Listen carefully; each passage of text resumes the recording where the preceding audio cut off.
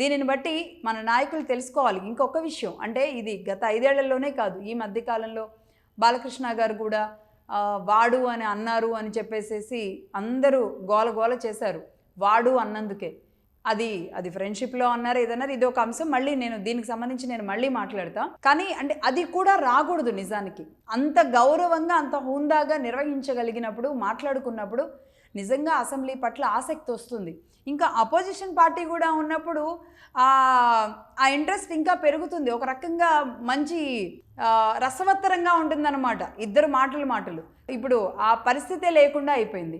గతంలో టీడీపీ ఉన్నా పెద్ద టీడీపీని మాట్లాడించిన దాఖలాలు లేవు. ఇప్పుడు వైసీపీ ఉన్నా అసలు అసెంబ్లీకే వస్తున్న దాఖలాలు లేవు.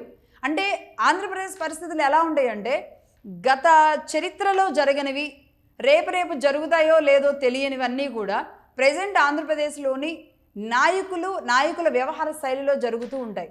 బట్ ఈ అసెంబ్లీ చూసిన తర్వాత ఖచ్చితంగా ఆంధ్రప్రదేశ్ నాయకుల్లో మాత్రం చాలా చేంజ్ రావాలి. మన బాధ్యత ఏంటి అని గుర్తెరిగి అయితే ముందుకు వెళ్ళాలి.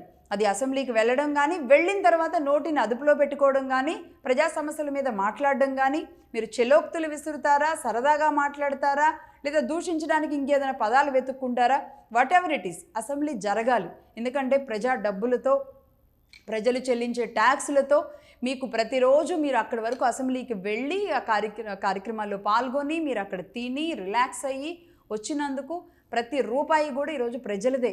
దానికి వెళ్ళను అన్నా, వెళ్ళిన తర్వాత నా ఇష్టం వచ్చినట్టు వ్యవహరిస్తాను అన్నా సరైన పద్ధతి అయితే కాదు.